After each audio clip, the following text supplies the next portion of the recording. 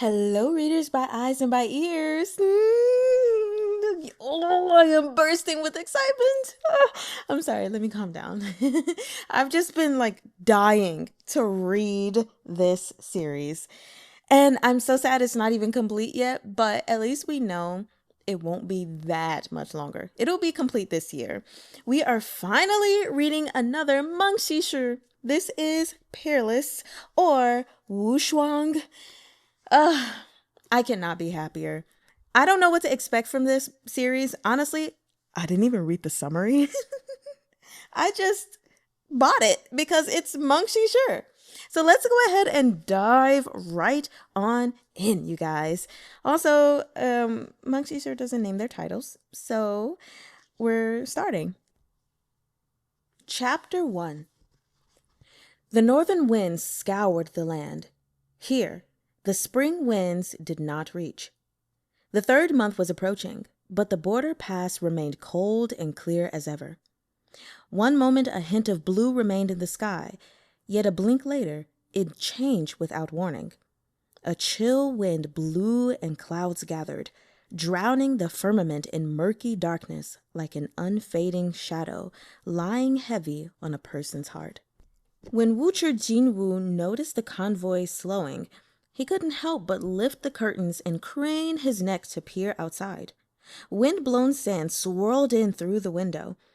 Beside him, his favorite concubine gasped in surprise and grabbed his arm. "My lord, will we be able to cross the Great Wall before nightfall?"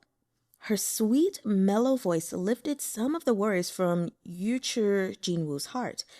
He absently patted his beloved concubine's thigh. He could feel it, supple beneath the thin fabric. It was easy to imagine the satiny skin he could caress if this troublesome material were removed. Right now, however, he was in no mood to flirt. "I believe we should," Yuchi Jinwu said. He frowned, uncertain. Yuchi Jinwu was a member of the Khotan royal family. Great Sui had recently established itself in the Central Plains, replacing Zhou to become the new, burgeoning dynasty of the northern regions.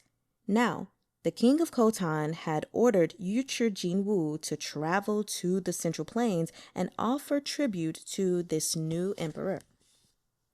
The emperor of Sui, Yang Jian, was a man who burned with ambition. He was diligent in governance, and the new dynasty rose like the dawning sun, its boundless rays blazing across the land. Even the Chun dynasty in the south had dispatched envoys to offer their congratulations. Though Khotan was an insignificant kingdom beyond the Great Wall, the Gukturks had harassed them repeatedly, pestering them beyond endurance. When word came that the Sui dynasty planned to move their capital this year and had proclaimed a general amnesty, the Khotanese king seized his chance. He dispatched a party of envoys led by Yuchi Jinwu and loaded them down with lavish gifts to present to the emperor of Sui in Daxing City. First, to foster good relations between the two nations, and second, to implore the Sui dynasty to send troops to defend Khotan. Unfortunately, their journey had been plagued with troubles. After leaving Khotan, the procession passed through Qiemo, where their horses unexpectedly fell ill with vomiting and diarrhea. When they managed to recuperate after several days' rest and embark once more on their travels, this awful weather had beset them. Yuchi Jinwu buzzed with anxiety. He yearned to sprout wings and fly to Daxing City in an instant.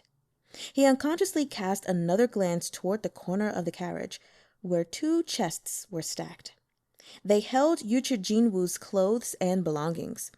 As the carriage was spacious and the chests fairly small, Yuchi Jinwu had specially requested they be placed in his own carriage instead of stowing them in the rear of the convoy. His concubine noticed him looking and giggled. "My lord, have you hidden a great beauty inside those chests?" The quip eased Yuchi Jinwu's anxiety somewhat. "And what if I have? What would you do?" She pouted playfully. "Mm, then this concubine would have no choice but to step aside and surrender my lord to her." Yuchi Jinwu burst into laughter and pulled her into his arms, pressing their bodies tightly together. As they fawned and flirted, Yuchi Jinwu's dark mood dissipated. "If I tell you what's in there, you mustn't tell another soul. At least until we arrive in Daxing City, you have to keep quiet, not a word to anyone." The sterner and more urgent he grew, the more curious his concubine became. She clutched Yuchi Jinwu's sleeve and wheeled him sweetly as they embraced. After a time, Yuchi Jinwu said softly, "Inside that chest is a tribute." His concubine was puzzled. "I thought the tributes were all in the rear carriage." "Only ordinary objects are stowed there," said Yuchi Jinwu. "The Emperor of Sui is the ruler of a mighty nation. Gold or jewels, such things are nothing to him." His concubine's eyes widened. "Our Khotan is such a small kingdom. What wonderful treasures could we have to offer that would impress even the Emperor of Sui? Could it be some kind of rare and priceless jade?" Yuchi Jinwu pinched her lovely cheek. "How clever you are. It is indeed jade, though no ordinary kind. It's the jade of Heaven Lake." She exclaimed in surprise. The legendary jade that grants eternal life?" Yuchi Jinwu clapped a hand over her mouth. When she saw his stern glare, she realized what she had done and hastily whispered, "This concubine has forgotten herself. This treasure is one of Khotan's most prized possessions, yet His Majesty is happy to give it away." "Even if he's unhappy, what can he do?" Yuchi Jinwu said helplessly. "His Majesty wishes to forge an alliance with the Sui dynasty. He must offer something of value if he's to demonstrate his heartfelt sincerity." Although the Jade of Heaven Lake was named thusly, it had nothing to do with the actual lake. A Khotanese woodcutter had discovered the jade after stumbling into a cave by chance. There he found a jade stone so spectacular it was like the heart of the mountain itself. Legend had it that the jade was as clear as morning dew with a pool of icy blue-green at its center, evoking an image of the real Heaven Lake surrounded by snow-clad mountains, hence the name. The woodcutter had presented the precious gemstone to the previous king. According to rumor, the king's mother had been ailing with a strange sickness for many years. Every treatment had failed. Yet, after a shard of this jade was crushed and added to her medicine, not only did the king's mother make a full recovery, her whole body seemed to have been renewed, her appearance rejuvenated. The Empress Dowager lived well into her 90s, and in fact had only passed away recently. Ever since, word of the Jade of Heaven Lake had spread like wildfire. Not only could it restore one's youth, many believed it could cure any disease, no matter how complicated or difficult, and purify the body of martial artists. Something so priceless was coveted by all. However, Khotan viewed the jade as a national treasure, and the king kept it well hidden. This jade was surely one of the reasons the Gokturks eyed the small nation of Khotan so hungrily. The Khotanese king was no fool. Holding a precious stone will cast one a sinner. He understood this idea well. Compared with the destruction of his kingdom or the death of his family, the jade was of little import. Gifting it to the Emperor of Sui in exchange for his protection would be much preferable to letting the Gokturks snatch it. After hearing the details of the situation, the concubine was left somewhat speechless. My lord, is it really all right for a treasure this valuable to be escorted by so few?" Yuchi Jinwu smiled. "Don't underestimate the men outside. Those are the best martial artists under His Majesty's command, and he sent almost all his strongest people with us. If they don't stand out, that's for the best." He thought for a moment, then repeated, "Only you and I know this matter. You must not speak of it to anyone else." The woman nodded again and again. "This concubine understands the gravity of the situation. If this news should leak, Our lives are in danger. Of course, the fewer people who know, the better. Yuchi Jinwu stroked her hair. You've been on my side for 4 or 5 years now, he said in satisfaction. I always knew you were the most sensible of them all. You needn't worry too much. Once we cross the wall, the Emperor of Sui will send an escort to bring us to the capital. We'll be safe and sound. While the two of them whispered, the wind had picked up, blowing with sand and snow. Even the sturdy carriage began to sway, creaking alarmingly as if about to collapse. No longer in the mood to converse, Yuchi Jinwu bit his lip and fell silent. His concubine clutched at his robes and huddled in his arms.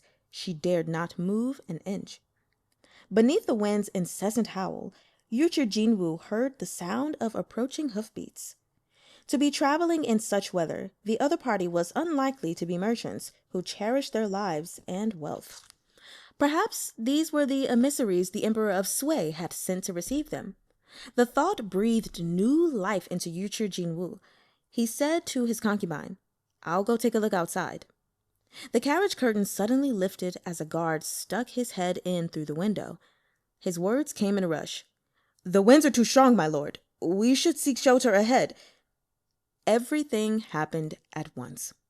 In a split second, Yuchi Jinwu's displeasure at the guard's intrusion morphed into wide-eyed terror. He watched as blood spurted and the guard's head flew. It crashed into the carriage's ceiling before thudding heavily to the floor, where it rolled on the white wool rug, staining the pristine surface with an arc of fresh crimson blood. Finally, it rolled to a stop by Yuchi Jinwu's foot. His concubine's shriek rang in his ear, yet just then it sounded terribly distant, as if someone had stuffed his ears with cloth, leaving everything muffled and indiscernible. A chill wind swept over his face, and a tremor racked him. His mind roared at him to leap away, but he had lived the pampered life of a prince for too many years. His body couldn't react in time. He stared as an icy, piercing pain tore through his chest. Yuchi Jinwu's vision was awash in the crimson of blood. To think a person can pass from life to death in an instant. It was his last thought before he crumbled to the floor. The snow fell in swirling flurries, thick enough to cloak all the world's filth beneath. But this, too, was only temporary. Once the clouds parted and the snowfall ceased, the grime would be exposed once more. The evil of some humans was so hideous, not even the heaviest of snows could mask it. The blood dried and blackened as it mingled with the snowdrifts, like dark rocks poking out from the piles of white. Long, stiff horses lay on the ground beside their overturned carriages. Here and there, a head lay nestled in the snow. It was clear they'd died some time ago. Hoofbeats sounded in the distance, growing nearer. A dozen men rode in, galloping out of the snow. Icy mist and fluttering snow churned beneath the horses' hooves, rising in hazy puffs of vapor. The man at their force wore a black coat, and his face was swathed tightly against the coat. The only sound from him was the rustle of his sleeves as the wind billowed through them. The 10 or so men behind him were bundled more securely still. Even their sleeves had been clenched tight. No one was willing to expose an inch of their skin to this accursed snowstorm. It seemed the men had expected this gruesome sight. They expressed no surprise or fear, but dismounted one after another and stepped forward, bending to examine the scene. A corpse lay in the snow. The drifts had already swallowed it from the shoulders down, leaving visible only a head and neck the pale color of ice. A long gash stretched from throat to nape, leaving the flesh beneath splayed open, deep enough to glimpse bone. A good half of the man's neck had been sliced through. His murderer had obviously used significant force. A hand, originally concealed beneath a black coat, reached toward the corpse. This hand was slender and fair, delicate skin wrapped around knuckles and tendons, neither bony nor bloated. It struck the perfect balance, resembling a stalk of young bamboo as it gracefully stretched forward. Even without any flashy moves, one would find their gaze drawn to it. Such a hand could only have been nurtured within the wealthiest of noble families. But the hand's owner didn't disdain the filth. He scooped up a handful of blood-stained snow, kneaded it for a moment, then let it fall. The snow trickled through his fingers and landed on a corner of the furs he wore, where it lingered. The man dropped his chin to look where it had fallen, and his eyebrows rose a little. The local constable at his side had been fretting over a chance to ingratiate himself with this bigwig from the capital. When he saw the direction of the man's gaze, he swiftly fished out a clean handkerchief and came forward with a smile. "This lowly one has a handkerchief, if my lord—" He'd yet to finish when the man shed his coat completely and tossed it behind him. Under the dumbfounded stares of the constables and petty officials, the coat was caught by a young man standing behind him. Pei Jingzhu revealed a trace of a strained smile. "Sir—" "Take it," the man said coolly. Without his cloak, his clothes were exposed to the wind and snow. A jade hair clasp and white robes, his sleeves dancing wildly. Just looking at him made everyone's teeth chatter. But the man's expression changed not a mote. He bent at the waist, then lowered his head to examine the corpse. Chapter 2. Investigating a case that had occurred the previous night, and in this infernal weather no less, was a horrendously difficult task. The ambush had occurred a stone's throw from Liugong City. The Khotanese convoy had come to offer tribute to Great Sui, yet was assassinated along the way. News of the incident spread back to the city, terrifying the county magistrate, who feared the blame would land on him. At the same time, this dignitary in white had arrived in Liugong City under orders from the emperor to receive the Khotanese delegation. Yet instead of greeting an envoy, he'd found himself with a murder case on his hands. The magistrate of Liugong County trembled with fear, deferential and subservient. He wished for nothing more than to drop this hot potato. But what truly defied his expectations was the dignitary from the capital. Despite the man's unfriendly demeanor, upon receiving such shocking news, he and his companions had simply turned and left the city to investigate without another word.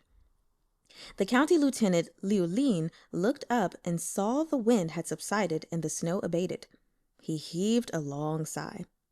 Now that the imperial court was looking into the death of the Khotanese envoy, Liu Lin would be hard-pressed to evade responsibility.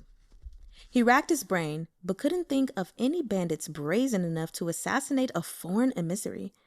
Come to think of it, he'd never heard of any particular audacious bandits near Liugong City. None of those petty robbers would dare make trouble so close to the city walls. Thoughts spiraling, he trailed behind the constables as they inspected the corpses.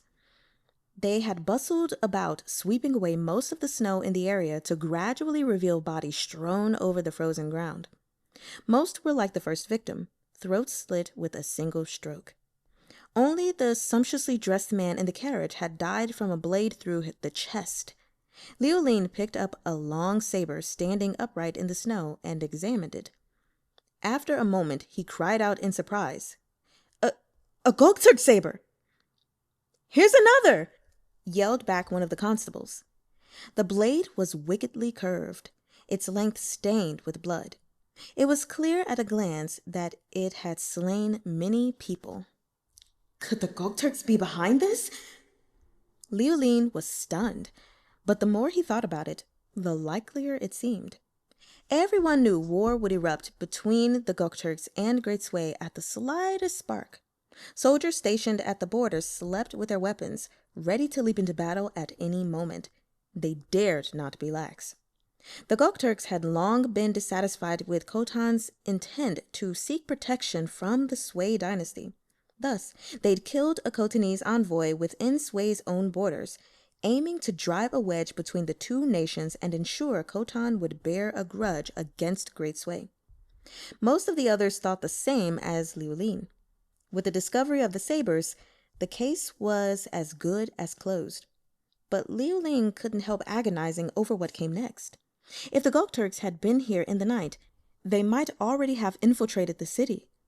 Linlong Pavilion's annual auction would soon be held in Liugong City, and all the world's idle rich, as well as various representatives of the Jianghu's many schools of thought, would gather here.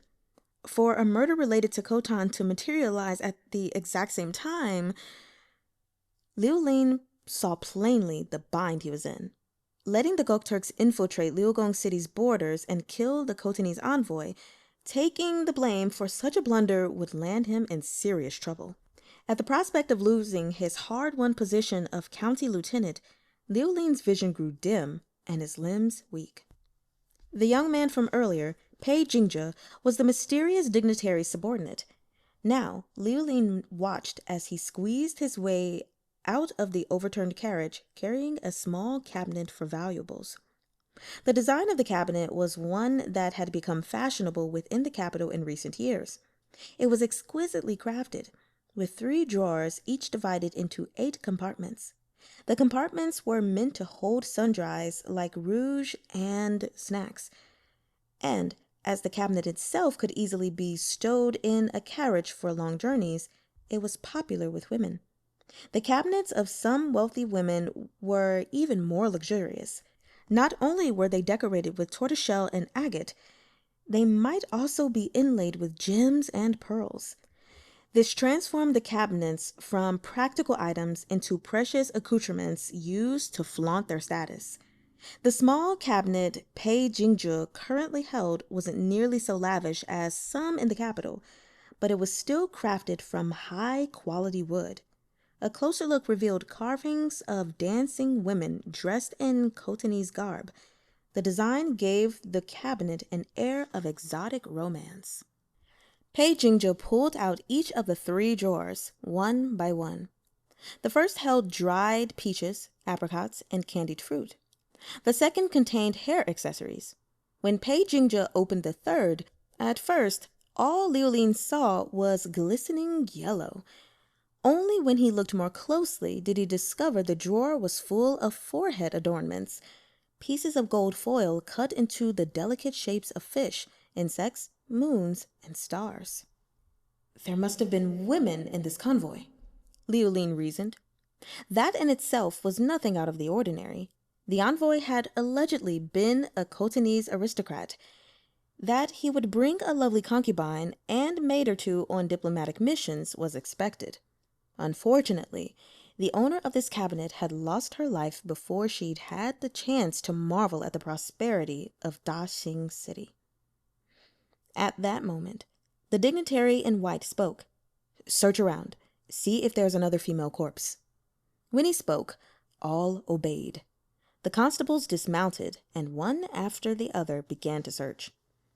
The expensive coat the dignitary had worn now lay lonely and discarded on the snowy ground. Liu Ling cast it an anguished glance, then mumbled to himself, rallying his spirits as he began searching alongside his men. In addition to the guards on horseback, the convoy had consisted of a total of 4 carriages. One was for the Khotanese envoy's exclusive use, while another held the convoy's supplies. A third carried tribute meant for the Emperor of Sui, and the final small carriage was most likely set aside for the envoy's maids. As the group approached that final carriage, they discovered 2 dead women buried beneath the snow.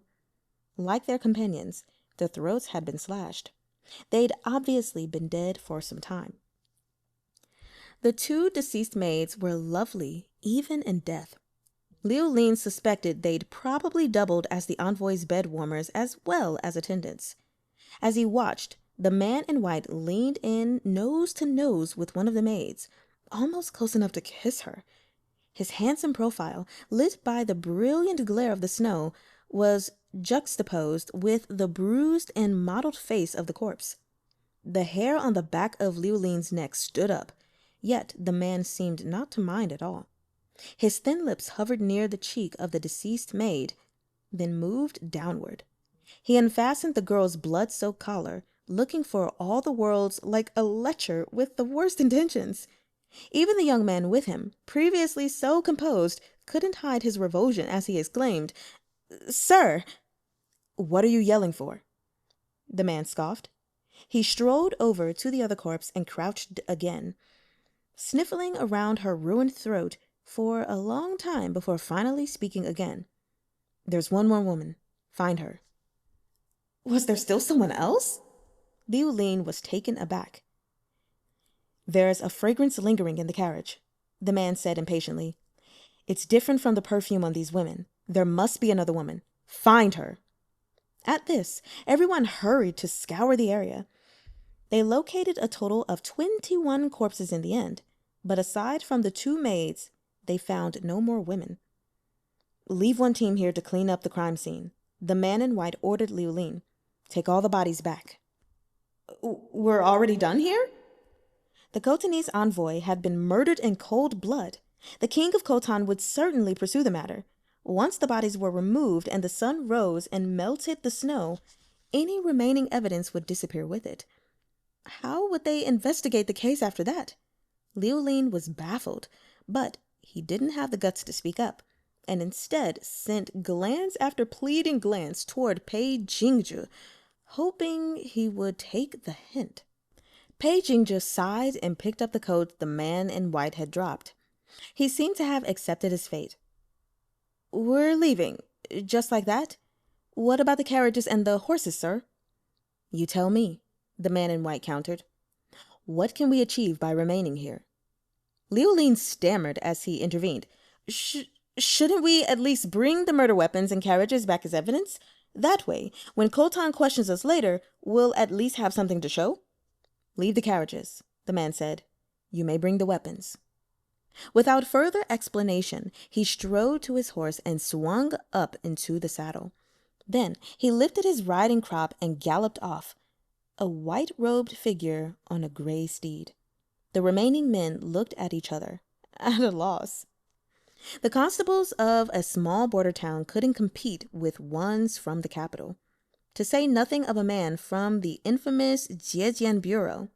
Pei Jingzhi was left to direct Liu Lin on how to clean up the crime scene. He split the party in 2 and sent back half to the city with the bodies and weapons. Only then did he ride back himself and head to Qiushan Manor. Qiushan Manor was located in the southeast quarter of Liugong City, surrounded by mountains and facing the water. It was a place of tranquility amid the bustle of the city. County Magistrate Zhao's wife hailed from a prominent local family, and Qiushan Manor had been part of her dowry. Every year, the magistrate brought his family to the manor at the start of the spring holidays and stayed a few days. He'd had someone tidy the manor in anticipation of the arrival of the dignitary from the capital, and had opened the manor immediately after receiving him. If his distinguished guests enjoyed his stay, perhaps less blame would fall on Magistrate Zhao's head. Pei Jingzhi was instantly fond of this place, especially now, when the winter snow had yet to thaw and hints of green budded anew on the branches. The place was rather more refined than his residence in the capital, and every time he entered, his mood soared. He knew that right then, however, Deputy Bureau Chief Feng's mood would be foul. Copper chimes rang beneath the eaves. The man who sat leaning against the veranda pillar had been there for some time, having ridden back first, and had an indolent and careless demeanor. Yet his fingers were nimble as they rolled up a letter and inserted it into a bamboo tube the thickness of his thumb. Pei Jingzhi instinctively quieted his steps, but the man's lashes quivered slightly as his eyelids flickered. He had already noticed him. Feng Xiao passed the tube to Pei Jingzhi.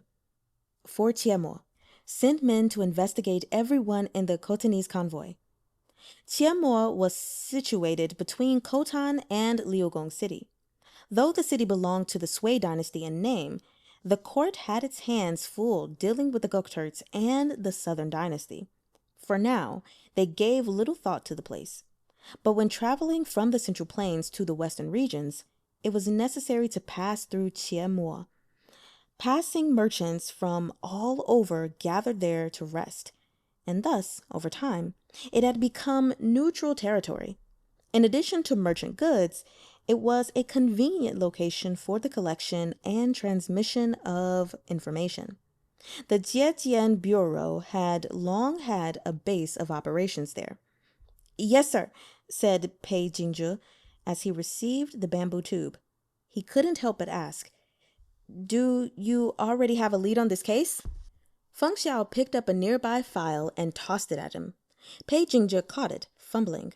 When he opened it, he found a letter penned in the Khotanese king's own hand. A royal edict printed on gold foil that he'd entrusted to the envoy for the Emperor of Sui, Yang Jian. The identity of the Khotanese envoy was outlined within. The man's name was Yuchi Jinwu, nephew to the king. The Khotanese ruler expressed his admiration of the Celestial Empire, along with his hopes for an alliance to repel the Gokturks. The Khotanese king obviously wanted Great Sui to help him deal with the Gokturks, yet he also feared the Sui dynasty would take this chance to annex Khotan. The language of the edict walked the line, striving to please the Emperor of Sui while taking care not to promise too much. This edict had been meant for their sovereign's eyes, but the envoy was dead and had become one of their only leads in this murder case. What had been held in private keeping for the throne now passed through their hands first. Yuchi Jinwu's convoy had been massacred on the road, yet nothing was stolen. Even this golden edict had remained in the carriage, completely intact. Pei Jingzhe finished reading and closed the edict. "Sir, a Khotanese man was murdered within Great Sui's borders. Something like this occurring under our noses undermines our prestige and creates friction between Khotan and Great Sui. It does seem like something the Gokturks might do." "So the Gokturks infiltrated our borders to commit murder. In that case, why use Gokturk sabers? If they'd used weapons from the Central Plains, they'd have left neither witness nor evidence." Pei Jingzhe scratched his chin. "The Gokturks are crude in their thoughts and savage in their actions. It's not out of the question for them to be so brazen. Both the Gokturk Khaganate and Central Plains are sharpening their swords for war. Perhaps they were confident that even if we did realize they were behind the attack, we'd be powerless to act against them." "Didn't you notice?" said Feng Xiao. Something important was missing from the carriage. Pei Jingzhe thought long and hard. Even the golden edict was there. What could be missing? The Khotanese envoy had entered Great Sui to offer tribute, and all those tribute had been left there as well. Then it hit him. "The tribute list," he blurted out. "Earlier, I couldn't find the tribute list." Feng Xiao hummed in acknowledgement, as if he thought Pei Jingzhe wasn't beyond hope after all. Pei Jingzhe had long grown accustomed to the deputy bureau chief's temperament. Such a mark of approval was slightly overwhelming. Encouraged, he pressed on. "The murderer took the tribute list. Was it because they stole one of the tributes and didn't want us to know? But all we need to do is write a letter to the Khotanese king. Wouldn't that get us a clear answer?" "And the time we wasted on such a back and forth, the murderer could do many things," said Feng Xiao. "Fetch me the cabinet from the envoy's carriage." Pei Jingzhe went at once. He returned a short time later, carrying the small cabinet, and pulled the 3 drawers open, one at a time. "Something's missing," said Feng Xiao. Pei Jingzhe was confounded. He examined the drawers again. It didn't look like anything was missing, but saying as much out loud would almost certainly result in another scolding. So Pei Jingzhe said meekly, "My lowly self is dull-witted. I beg your instruction, sir." Feng Xiao didn't keep him in further suspense. Rouge. Pei Jingzhe had worked closely under the Zhejian Bureau's deputy chief for years. He was no fool. After a moment's thought, he connected the dots. The cabinet held forehead adornments, which means it must have held makeup and rouge as well. But the fragrance lingering within the carriage didn't match the perfume of the 2 maids. So there must have been another woman in the convoy, most likely a favorite concubine of Yuchi Jinwu. Did the murderer kidnap her? No, that's not right. The drawers show no sign of being rifled through. The contents are neat and orderly, so she probably wasn't taken by force. He jolted in surprise. Could the missing woman be the murderer? Feng Xiao gathered his sleeves. Whether she is or not, she certainly has something to do with him. And though the murderer used a Gokturk's saber, they might not be a Gokturk themselves. Go and investigate. Report back within 3 days. Pei Jingzhe gave a slight nod. Yes, sir. 3 days wasn't a long time, but it wasn't short either. If one spent it in idleness, the time would pass slowly and arduously. But if one had much to do, it would pass in the blink of an eye.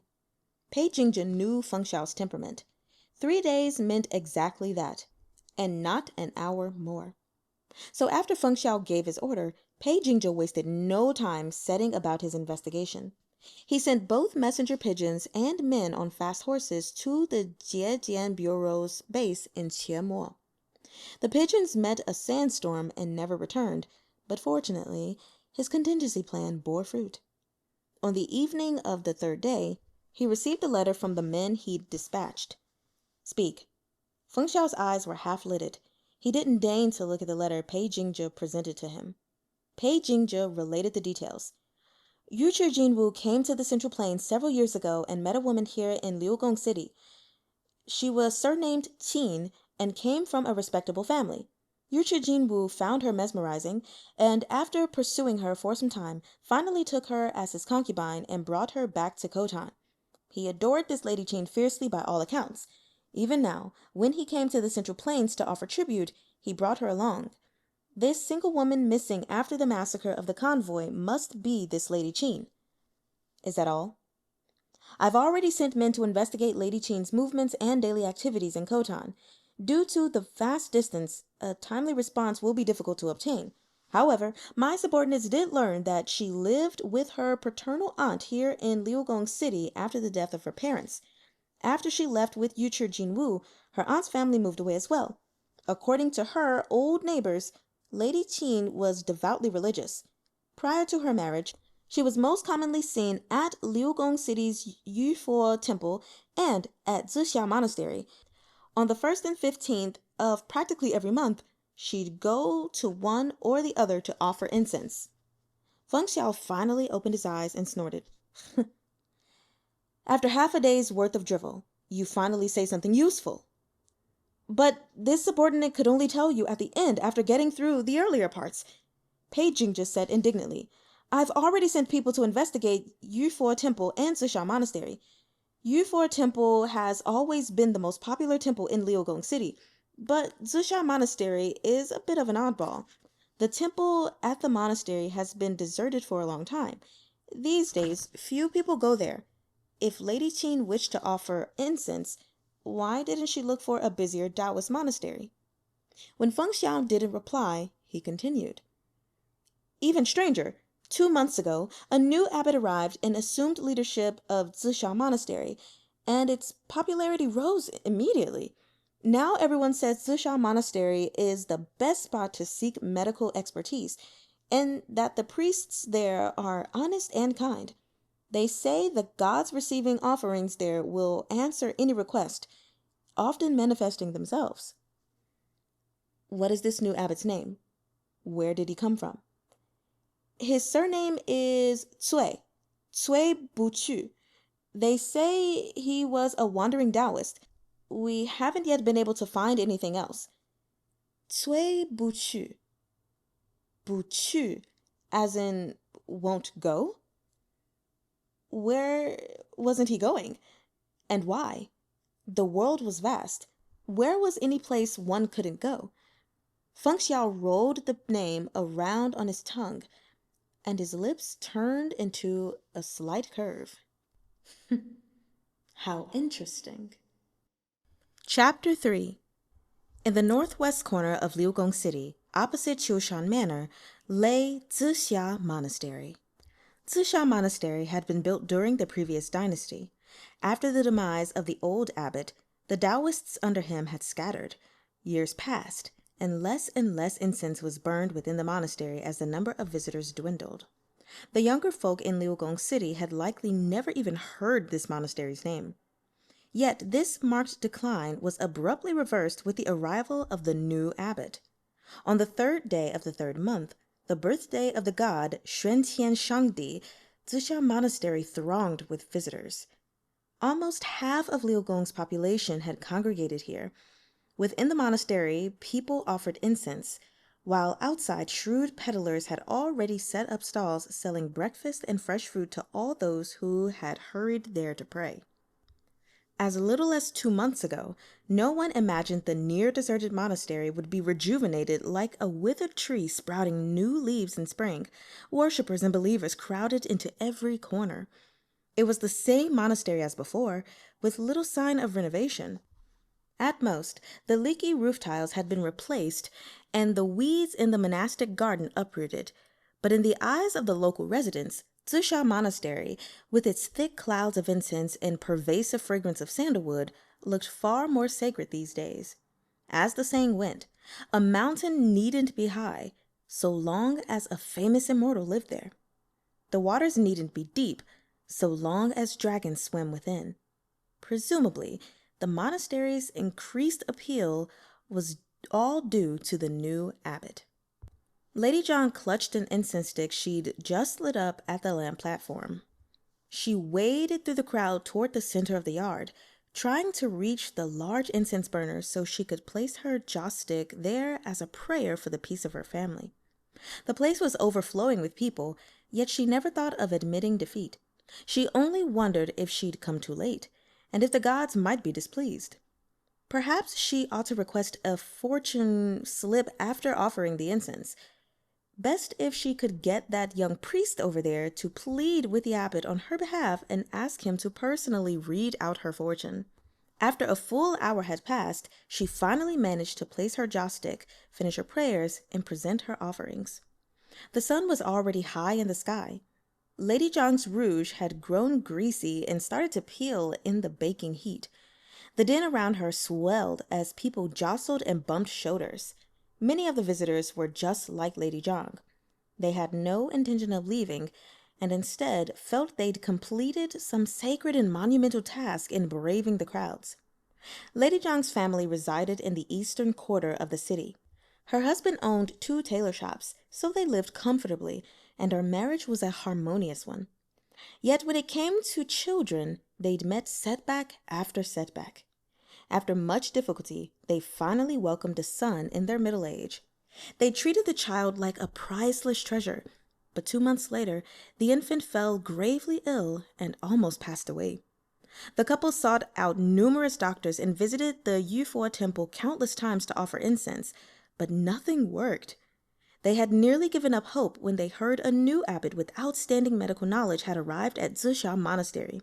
Rumor was that even the temple incense now possessed miraculous healing powers. Lady Zhang was desperate to save her son and had no time to lose.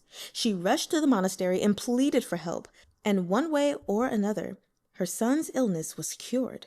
From that day on, the incense money Lady Zhang had once offered to Yufo Temple every month was transferred in full to Zixia Monastery. Liugong City was a small place. The story of the Zhang family's infant son and his recovery spread like wildfire, and as its renown grew, people poured into the monastery in droves. Almost overnight, Zixia Monastery became famous, rivaling Yufo Temple as Liugong City's largest place of worship. Lady Zhang fished out a handkerchief and dabbed at her forehead. She finally managed to squeeze into the side hall, but had been told the abbot wasn't reading fortunes today. Instead, he was in the courtyard giving a lecture on Taoism. Lady Zhang was far from learned, but her blind faith in the abbot compelled her to go and listen anyway. As she stepped into the courtyard, she was stunned to find it already packed with seated listeners. Quite a few had also gathered to stand outside the walls, creating a thronging crowd both within and without. Despite the size of the assembly, there was a hush over the courtyard, broken only by occasional mutterings and whispers. Lady Zhang spotted the abbot over the heads of the crowd. The man was seated cross-legged on the steps beneath the eaves. His eyes slightly narrowed as he gazed into the courtyard. Lady Zhang's heart flipped as she recalled the godly statues within the main hall. Their eyes, too, had been half-lidded as they gazed benevolently down upon the joys and sorrows of the mortal world. Abbot Sui's complexion was much paler than when she'd seen him last, though that might have been because he was illuminated by the bright noon sun. Lady Zhang came often to offer incense and had vaguely heard the novices mention it before. Abbot Sui was in poor health. As for what ailed him, no one could say. But Lady Zhang was a married woman. It would be inappropriate to inquire further.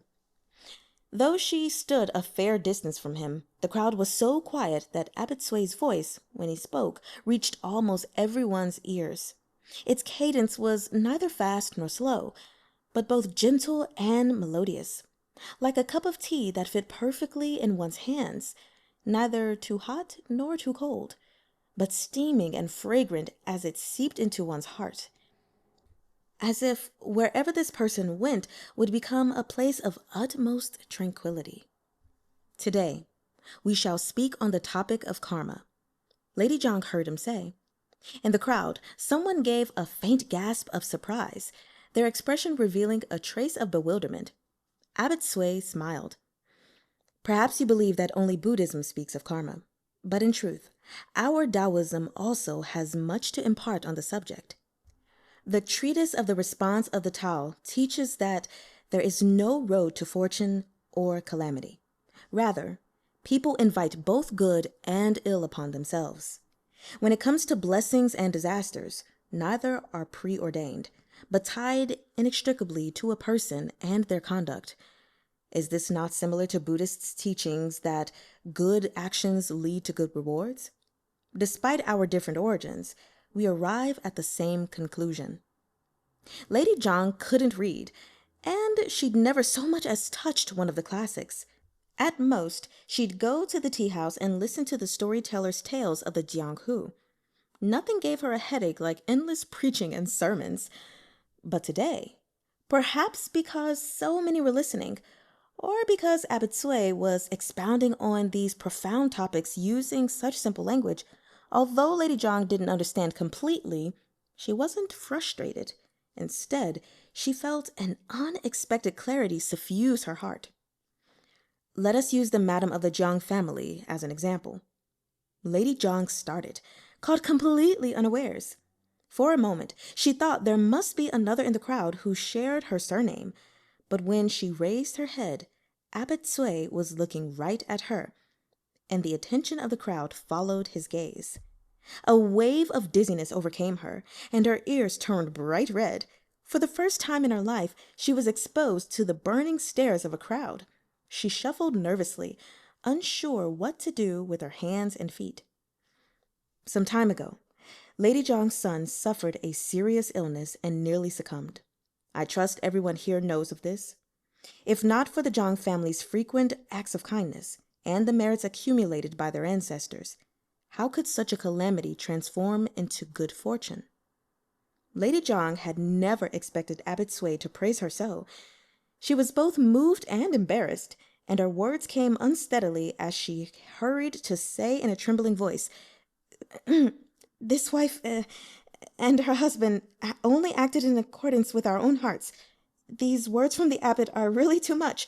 Our son's recovery was all thanks to the abbot's unmatched skill. The entire Zhang family is grateful from the bottom of our hearts." Abbot Sui's smile deepened. It's easy to say you'll act in accordance with your heart, but how many in this world can do so successfully? If we go back further, was not my timely arrival at Xiāo Monastery also thanks to the invisible guidance of countless forefathers? At this, everyone nodded their agreement. When they turned back to Lady Zhang, her confusion had also transformed into admiration. Lady Zhang's cheeks flushed crimson, her overwhelmed heart beating hard in her chest.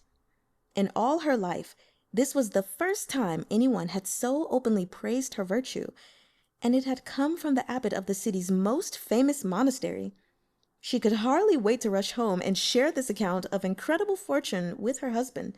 Lady Zhang decided then and there that when she visited Zisha Monastery next month, she'd increase the incense money once again. As her thoughts went thus bounding off, something pricked at the edge of her vision, like a glint of metal in the sun. Lady Zhang blinked, but accompanying the glint was the sound of something whistling through the air, as if a bird swooped right by her ear. Her eyes grew round as she saw a gray shadow leap toward Abbot Sui where he sat on the steps. A long sword flashed, slashing with incredible speed. It was about to run Abbot Sui through. In the blink of an eye, the view of the sword was half an inch from the abbot's forehead. No matter how swiftly the priests near him moved, it was too late for them to jump in and save him. Everything had happened so quickly, no one could react in time. Abbot Sui jerked back on instinct, but the motion was powerless to stop the assassin's sword.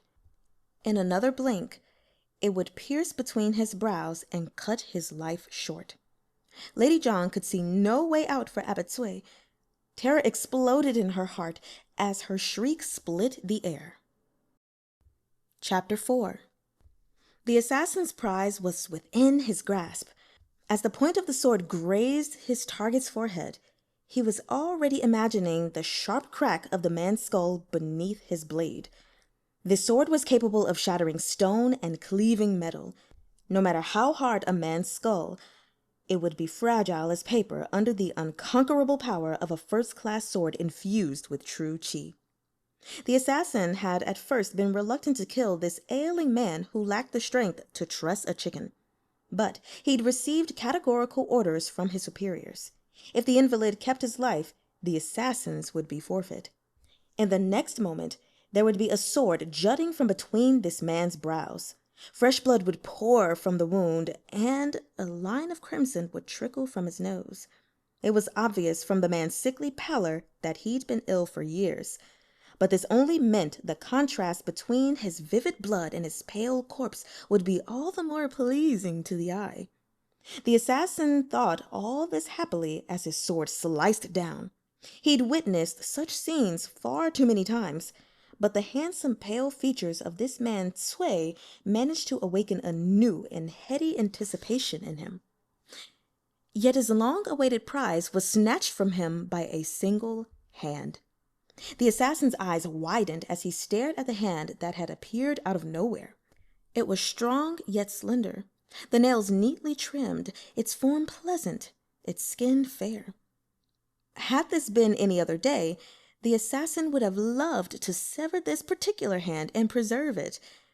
If he used the right methods, he would admire it for a few days before disposing of it. The hand looked that good. But just then, he was in no mood to appreciate this hand that had become his bane. 2 fingers unfurled, the movement as effortless as plucking a flower or picking up a brush.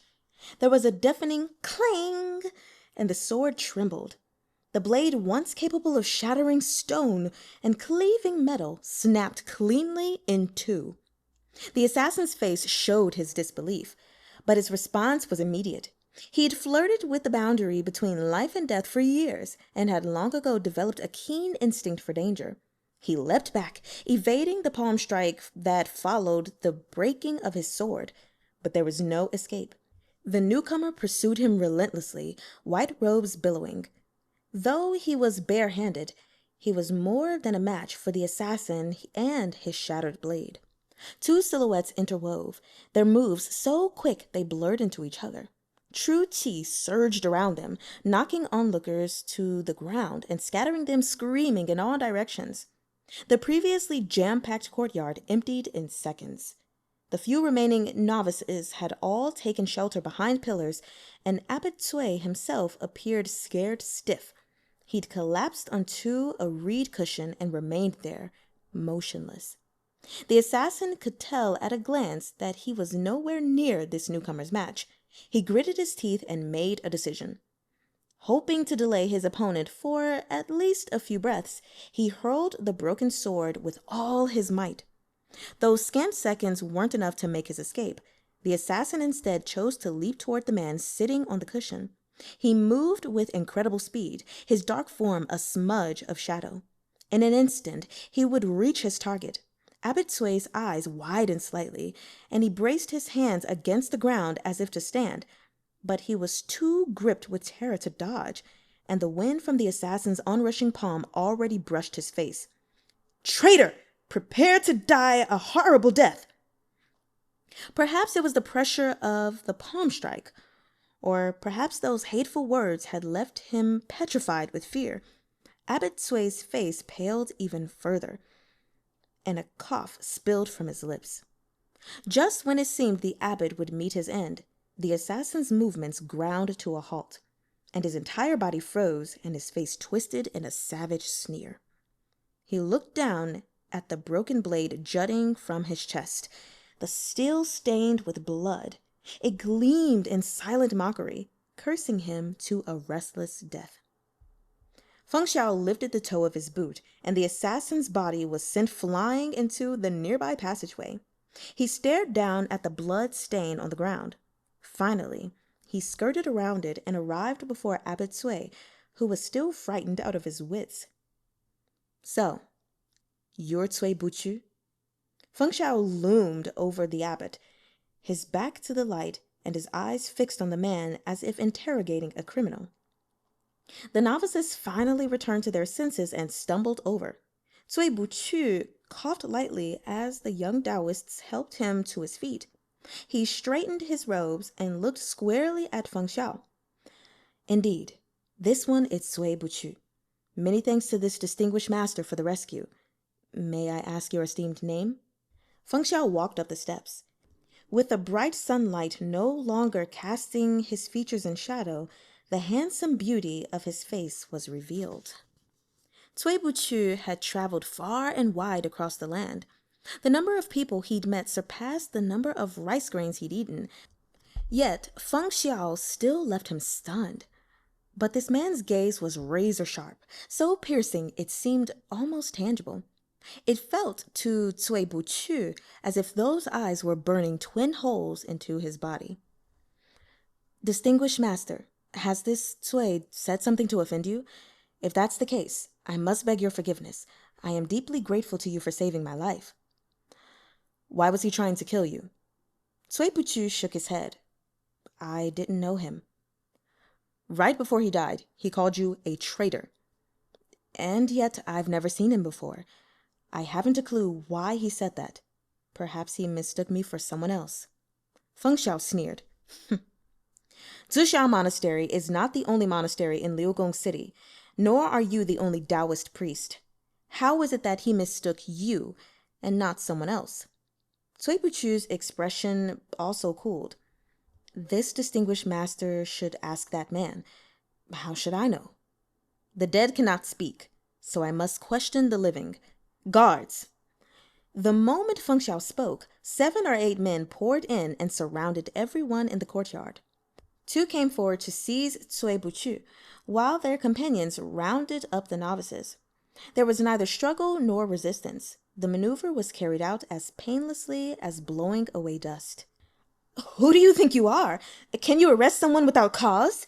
Cui Bùqù cried angrily. "Does Great Cui have no law and order?" "That's right. I can arrest anyone I find suspicious.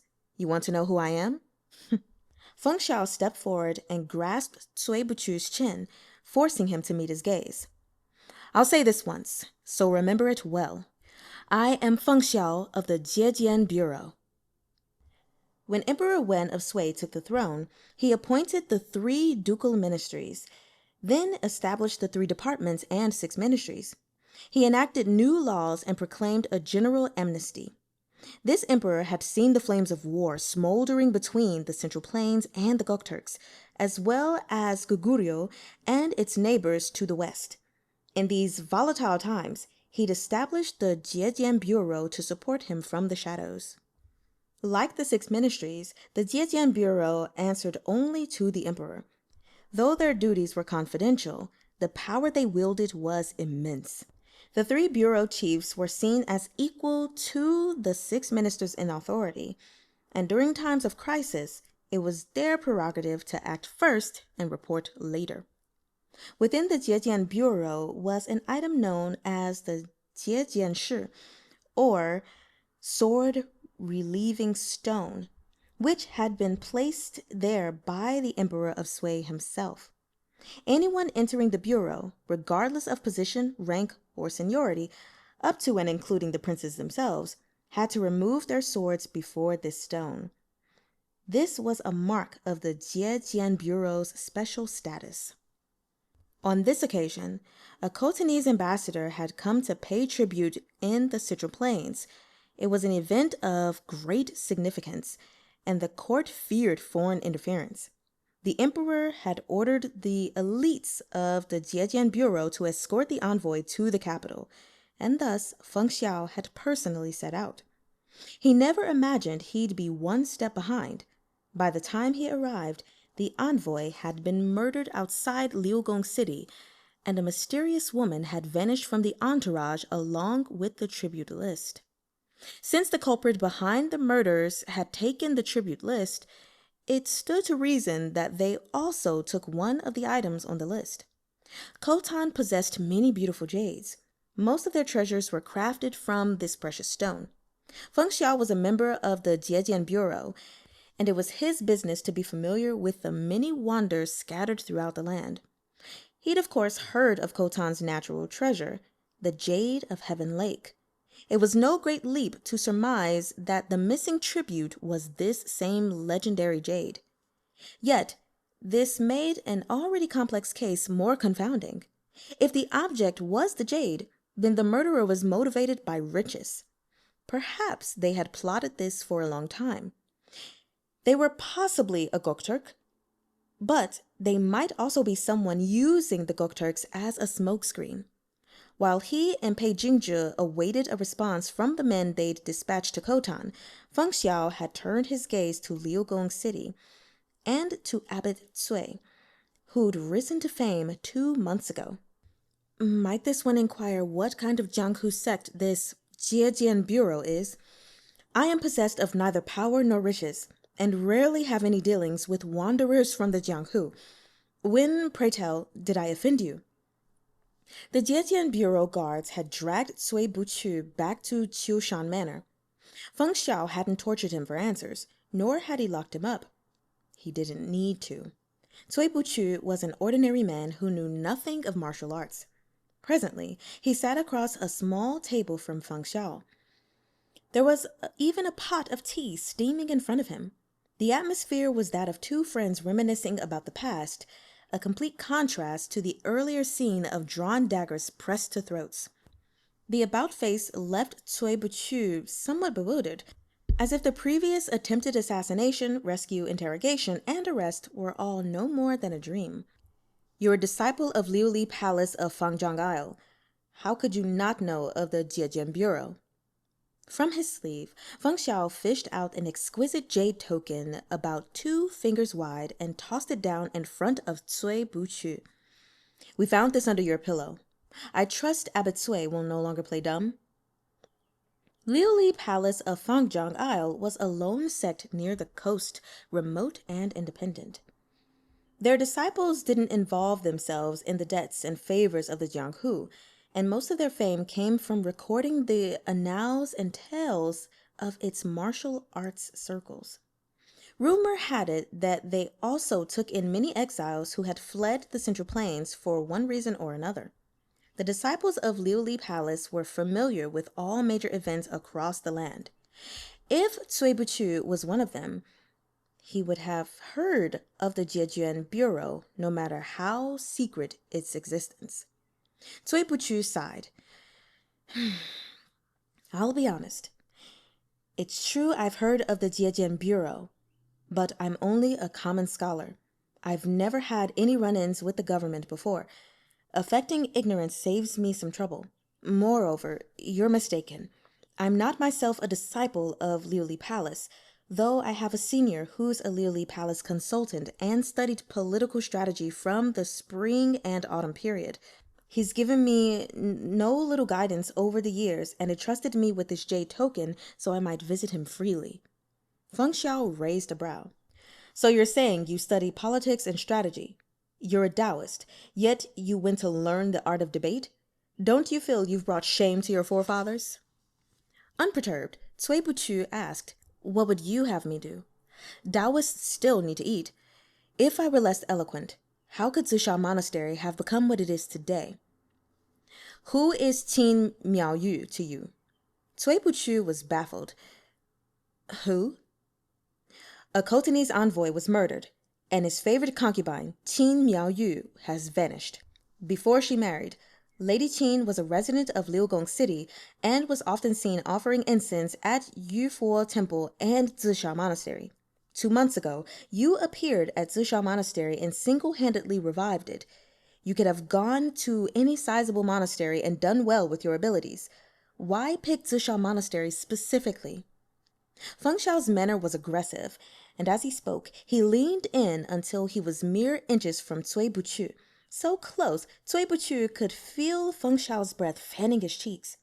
Cui Buchu frowned, as if he wanted to draw back, but Feng Xiao grabbed him by the shoulder and held him in place. Cold plum blossom fragrance. Feng Xiao's nose was nearly pressed to Cui Buchu's neck.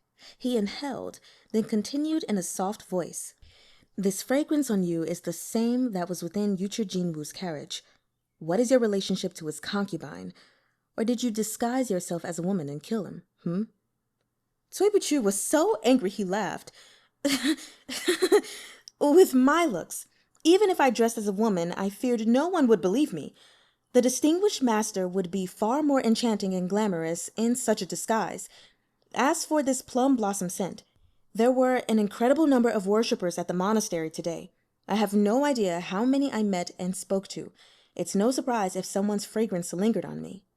Feng Xiao studied him. Cui Buchu was strenuously defending his innocence, and it was true that Feng Xiao had no evidence. But Cui Buchu's responses were far too calm. That was the most suspicious thing about him. What had Cui Buchu done before arriving at Zisha Monastery? Where had he come from? And why was he involved with Liu Li Palace of Fangzhong Isle? Too many things about this man were murky, impossible to grasp. It seems that no matter what, Abbot Cui refuses to tell the truth. Feng Xiao extended a hand and gave Cui Buchu a sharp shove. Caught off guard, Cui Buchu fell backward. As for Feng Xiao, he rose and dusted off his hands and clothes, as if afraid Cui Buchu would sully him. He asked, "Do you know why I brought you to this house?" Chapter 5. At first glance, the house seemed much like any other. At most, the window paper was a little thicker, and the rafters a little lower, so that the interior was dim even in the daytime. Though the sun was still high, candles were already lit, creating a close and oppressive atmosphere. Other than that, the small house was fully furnished and looked quite new. Even the corners where the cabinets met the rugs were free of the fraying one would expect from long years of wear. Cui Buchu gave his surroundings a quick scan before offering his assessment. "No one's lived here, have they?" Feng Xiao smiled slightly. "They have. But this used to be a small house for maidservants. I had someone renovate it into a torture chamber for the Jiejian Bureau." Faced with this naked threat, Cui Buchu said simply, "So the distinguished master means to torture me?" Feng Xiao crouched so their eyes were level. "Look at yourself. Your actions aren't anything like that of an ordinary, innocent citizen. How could I not suspect you?" "Could you stop being so unreasonable?" asked Cui Buchu helplessly. "Are you saying if I cry and plead my innocence, you'd let me go? Even if Lady Qin had some connection to Zisha Monastery, that was a Zisha Monastery before my time. I've never met the woman. This distinguished master must have searched the monastery from floor to rafters. Tell me, did you discover anything suspicious?" "There was a Baiyuan monastery in this city that receives far more worshippers than Zisha Monastery," said Feng Xiao. "Why not go there?" "Better to lead a pack of chickens than trail after a phoenix," said Cui Buchu. "Zisha Monastery was run down and neglected. There were a great many things to be managed. I knew if I could revive it, I'd end up calling the shots, which I much prefer to living under someone else's thumb. Surely that goes without saying. Feng Xiao shook his head. That won't do. 2 months ago, Linlong Pavilion announced they'd host an auction in Liugong City. You just happened to arrive at the exact same time. This in itself is suspicious. The Khotanese envoy is dead, and Lady Qin has vanished along with the treasure. It's likely the treasure is being passed from hand to hand and will eventually turn up in Liugong City. So why did you come here? For Lady Qin? Or for treasure? Where is it hidden? At Zishan Monastery or at Linlong Pavilion's auction house? I'm afraid I understand the distinguished one's master's words less and less. That's fine, too, said Feng Xiao. You can take your time pondering them here. Let me know once you understand. My health has always been poor, said Cui Bùqù. I fear I won't be able to endure any torture. Do you think physical pain is the worst suffering a human can experience? The question was heavy with implication. Feng Xiao didn't wait for Cui Bùqù's response, but rose and departed. Pei Jingzhe cast Cui Bùqù a parting glance, then followed. In the blink of an eye, Cui Bùqù was left alone. The candles went out, the door swung shut, and the window shutters came down, plunging the house into gloom. Whatever command Feng Xiao had issued, it ensured that each window was covered from the outside with layers of black netting that sealed out every last ray of light. The house drowned in darkness. Even the buzz of insects was stifled, let alone the footsteps of those outside. The quiet of night was beloved of scholars for its ability to open the mind, but that kind of silence was a tranquil peace accompanied by the bright moonlight and the wind singing through the pines. When silence reached an extreme, as it did now, it would instead become something terrifying. The moment the doors shut on Cui Bùqù, the expression of helplessness and fury on his face was wiped clean, replaced with cool disdain. When the black netting descended over the windows, he let out a quiet snort of contempt. He knew what Feng Xiao was trying to do. Depriving someone of their sight and hearing would sink them into an intense silence and boredom. In such a state, one's thoughts inevitably spiraled into anxiety and confusion. Even if they shouted and screamed, they'd only hear echoes of their own voice. It was impossible to tell if it was noon or night. A day or two of this might be tolerable, but after 4 or 5 had passed, or even 10 or 15, time would gradually lose meaning. In the end, a person subjected to such torture wouldn't know if they were dead or alive, whether they walked the mortal world or had descended into hell. Under this kind of silent torment, even the toughest of men would find themselves weeping and begging for mercy. Cui Bùqù had seen it with his own eyes. There'd been a famed Jianghu practitioner from the circles south of the Yangtze, an expert in wielding dual swords. He'd been held captive in such a house for half a month. When he at last emerged, his body was riddled with wounds, all carved by his own hand. Only through the pain of self-mutilation had he ascertained that he still lived. A method like this killed a man without drawing blood. The Jietian Bureau had many such tricks up their sleeve, and now one was being used on Cui Bùqù. Feng Xiao must have been confident. He was sure that however peculiar Cui Bùqù might be, he couldn't withstand half a month in this house. Afterward, Cui Bùqù would answer all his questions and the truth would become clear. Cui Bùqù picked up a reed cushion and searched the house.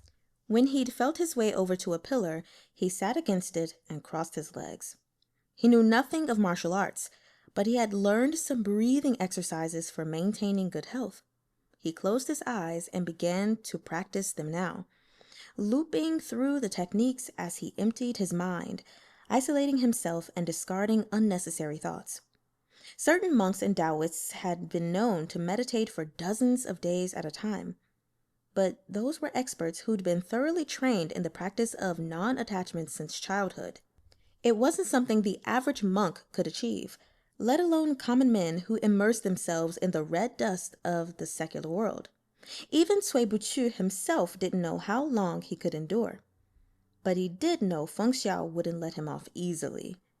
This wouldn't be the only trick the Jiejian Bureau would try. "It's been 3 days, sir."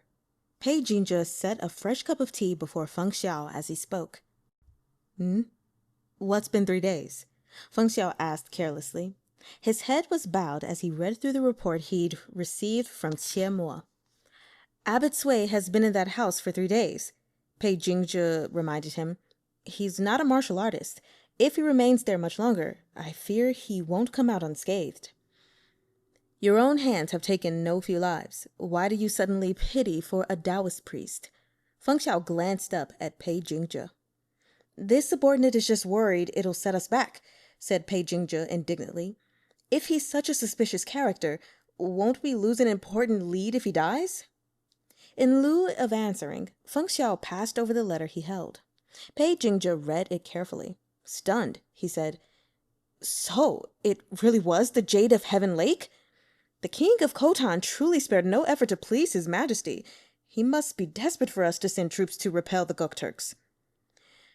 "Yuchi Jinwu is dead, so his king will send a new envoy.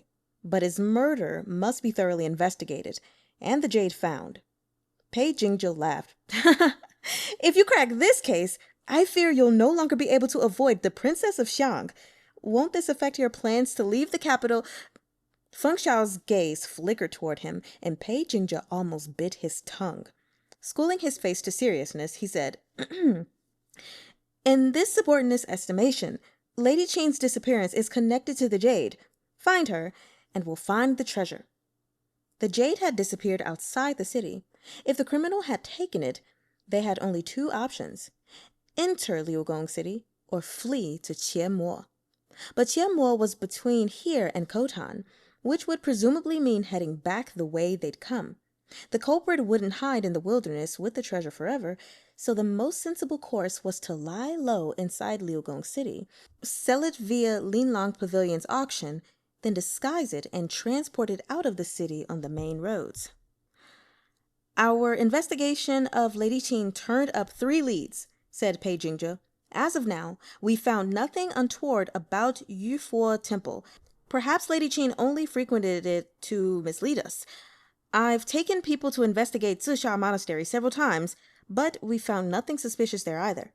All that remains is the family of the aunt Qin Miaoyu lived with before her marriage.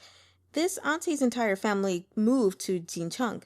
However, it seems that half a month ago, their residence in Jincheng burned down. According to the reports, this autumn was particularly dry, turning everything into potential kindling. The children were careless when playing with fire, and her aunt's entire family of 6 all perished in the resulting conflagration. Coincidentally, this happened at the same time Yuchi Jinwu left Khotan and set out for the Central Plains." He paused. When Feng Xiao said nothing, he pressed ahead. "I suspect Qin Miaoyu was a fake identity from the beginning. She actively plotted to catch Yuchi Jinwu's eye here in Liugong City and travel with him back to Khotan, all with the goal of getting her hands on the Jade of Heaven Lake. She was Yuchi Jinwu's concubine for 4 or 5 years. How could she have known 5 years ago that the king of Khotan would send him to the Central Plains as an envoy?" Pei Jinzhe started, realizing he'd made a mistake in his reasoning. Could it be that the real Qin Miaoyu was replaced by an imposter when Yuchi Jinwu was selected as envoy? If someone wished to frame Great Sway for an envoy's death, the ideal course of action would be to murder Yuchi Jinwu within the guest complex the Sui dynasty had prepared for him in Daxing City, then abscond with the jade. This was the most effective way to sow discord between Great Sui and Khotan. But to get to the capital, they would have to pass through Liugong City, and as the most favored of Yuchi Jinwu's concubines, Lady Qin would inevitably come into contact with old acquaintances there. The original Lady Qin had lived with her aunt's family. They were the ones most likely to expose her. Thus, they had to die. Perhaps some change to the plan had forced Lady Qin to make her move outside the city instead. Or perhaps the murderer wasn't in league with Lady Qin at all. The case was complex and confusing. Even Feng Xiao and Pei Jingzhe were unable to clear the surrounding fog. This subordinate has already instructed Magistrate Xiāo, as you asked, to enforce a daily limit on the number of people entering and exiting the city. I'll personally lead some men there to inspect everything thoroughly. I can guarantee no one will smuggle anything out on our watch. However, the situation with Linlong Pavilion is a bit trickier. Feng Xiao's brow creased slightly. How so? Behind Linlong Pavilion stands the Li clan of Longxi County and the Cui clan of Boling County. Pei Jingzhe's smile was strained. Princess Leping is one of their backers as well. You know His Majesty has always felt guilt in regard to Princess Leping and indulges her whenever possible. I fear the culprit will take advantage of the princess's protection to hide the jade among the auctioned items and smuggle it out of the city in plain sight. Feng Xiao rose to his feet and sneered. So what if Princess Leping supports them? Even she must obey the tide and bow down to her fathers and brothers. When does Linlong Pavilion's auction begin? Tomorrow, said Pei Jingzhe. This subordinate has already sent men to keep watch. The moment anything suspicious appears at the auction, they'll make arrests. Yuchu Jinwu's entire party died outside the city. It's impossible that Linlong Pavilion hasn't heard of such a significant incident. They'll be on their guard. He was still speaking when a Jiejian bureau attendant rushed inside. Sir, a fight broke out near Ruyi Tavern. A man is dead. Magistrate Xiāo has already sent people over. He requests your lordship come take a look. Under normal circumstances, a death in a street brawl was far beneath the notice of the Jiejian bureau. If Magistrate Xiāo came to them, it was likely because both the suspect and victim were people he couldn't afford to offend. Instead, he'd chosen to ask Feng Xiao, that mighty Buddha, to oversee it. I'll go. Pei Jingzhe leapt up after him. Sir, please wait. What if Abbot Sui still refuses to talk? What should we do then? Drug him with incense of helplessness, a small amount. Shock and hesitation filled Pei Jingzhe's face. What if his body can't take it? Feng Xiao's expression was cool, almost callous. It doesn't matter if it cripples him, he said, so long as he still breathes. Well, okay, Feng Xiao. Aren't you quite cruel? So, you guys, those were the very first 5 chapters of Peerless, also known as Wu Shuang by Meng Xi Shi, and I cannot lie, I'm already in love. And it's not even necessarily because of the characters, because we're still getting to know them, even though I'm kind of getting an idea of them, but more so just because of the writing style. You know, there's something to be said about being able to write such beautiful words, to make everything seem so poetic. Well, maybe not every single thing, but you get the gist of what I'm saying. But, you know, compared to like reading The Disabled Tyrant's Beloved Pet Fish and seeing how Xue Shanfei Hu writes, switching then to Meng Xi Shi is just like a blessing. I don't know. I mean, it's kind of the same thing when I think about reading Robot Bùqù and Arha specifically, a little bit of remnants, but Arha, and just how well that was written. You know, you can kind of tell the difference between authors. And I think I've made it pretty clear. Out of the 3 different authors I've read thus far on this channel, Meng Xi Shi is my favorite. So let's go ahead and go over my notes, starting from the top. So the first thing I want to say is that I'm sorry, but when the story entered with Yuchu Jinwu, I knew this man was going to die. Did anyone else know that? Or could you feel that?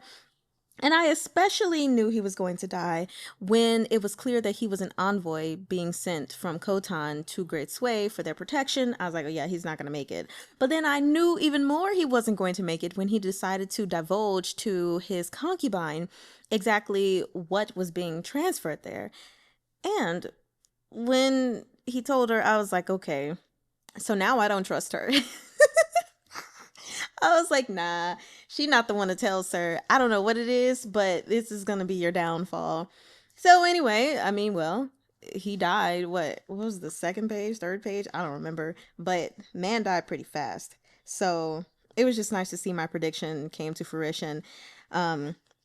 Next, I want to go to Cui Bùqù, just so you guys know how to pronounce the main characters' names. Let's go ahead and do that. Get that out of the way.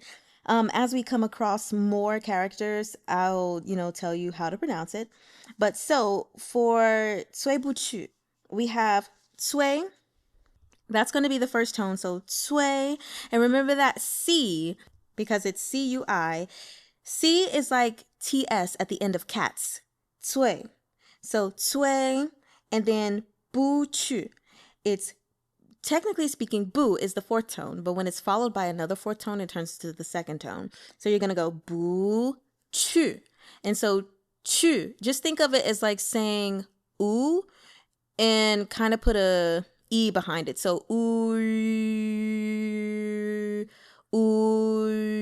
chu. Or you can even go from E. So cui bùqù. Then we have Fèng Xiāo. So the first part, and I'm sorry, let me go back. So yes, when he was like cui bùqù, as in don't go, yes, bu means don't or no, and chu means go. So literally don't go. So now moving on to Fèng Xiāo. His name is Fèng. That's the fourth tone. Fèng. Xiāo.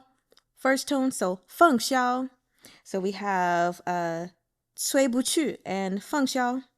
All right, that's enough of a Mandarin lesson for today. Next, I want to move to chapter 2 ending. Oh, not enough for the Mandarin today. I'm sorry. When he ended by saying, how interesting or interesting, depending on how you say it, I thought, you know what? I think this would be something fun to teach you guys how to say. So when you want to say something is interesting, you can say 有意思. So 有, that's the fourth tone, the third tone, that vocal fry, 有. And then both yi and se are the fourth tone, so down.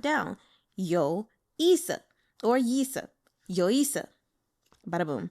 Okay, now that's officially all of the Mandarin. So let's go back to page 34 because, oh my God, everything that I have to say of just how Meng Xi Shi writes and some other things, it's on this page. So I'm going to go back because if there was such a way to describe a person's voice that just made me truly want to hear them speaking, she had it right here. Meng Xi Shi had it right here. So I'm just reading it again. The crowd was so quiet that Abbot Sui's voice, when he spoke, reached almost everyone's ears. Its cadence was neither fast nor slow, but both gentle and melodious, like a cup of tea that fit perfectly in one's hands, neither too hot nor too cold, but steaming and fragrant as it seeped into one's heart, as if wherever this person went would become a place of utmost tranquility. I need to hear this man's voice. Is there an audio drama in Mandarin? I need to go listen. Because I've never heard anyone's voice described like that before. Oh my God. That was just so beautiful. So anyway, going down further on that page, this is actually when Cui Bùqù was talking about karma, and he mentioned the justice of response of the Tao. I thought it was very interesting when he said that no road to fortune or calamity, but that people invite both good and bad into their lives. And when it comes to, blessings and disasters, nothing is really predestined. It's all just a matter of a person's conduct, essentially. And he was saying, isn't that similar to Buddhist teaching that good actions lead to good rewards? Despite different origins, we arrive at the same conclusion. And it just made me remember how, I know a lot of people have studied different religions from different cultures. And I mean, people debate all the time on which one was here first or second, blah, blah, blah. But like for the main religion in America, Christianity, a lot of people have said that Christianity has merely just copied other cultures, gods, and principles and stuff like that. And then also vice versa. A lot of people say that Christianity is the foundation of all other religions, taking a little bit from it and then morphing it a little bit. So it was just interesting to see that, because we know that there is a scripture in the Bible. I'm trying to remember exactly how it's phrased, but basically the sun shines and the rain falls on the just and the unjust. So this kind of reminded me of that. I mean, obviously, one of the differences would be that it says when it comes to blessings and disasters, nothing is preordained, but it's based on a person's conduct. It's to my understanding that when it comes to those who are believers in Christ, everything is preordained. And honestly, I kind of believe that as well. I mean, at the end of the day, whatever it is in life that we are going to experience, we're going to experience no matter what. If you help a homeless person on Tuesday, you are always going to help that homeless person. Like, that is my personal belief. I don't believe that there is another option in this world where you did something else. Now, maybe in another universe, if, I don't know if I believe that or not, you would have maybe not helped that person. But in this world that we're in, I do believe that everything that comes to us was already going to happen. Like, there was no alternative. I mean, yes, we have freedom of choice. I definitely believe that. Like, we're not being forced to do these things, but we were always going to do them. So that is one difference I noticed between, Buddhism, Taoism, and specifically Christianity. But nevertheless, it's just always funny how a lot of times these religions are very similar and they'll have small little differences. And then, of course, it's just a matter of which God it is that you're worshiping. So now I want to go to page 40. This is probably going to happen throughout the entire series, and I think I did it all throughout 1,000 Autumns as well. But I'm probably always going to highlight some of my favorite lines from the book just because they sound good. So here we have on page 40, literally the second sentence. It says, I'll read the sentence before. Cui Bùqù had traveled far and wide across the land. The number of people he'd met surpassed the number of rice grains he'd eaten. I just thought that was so cool. Nothing too profound, but like, come on. That was good. Am I being too much? Like, am I just like simping for Meng Xi Shi? Or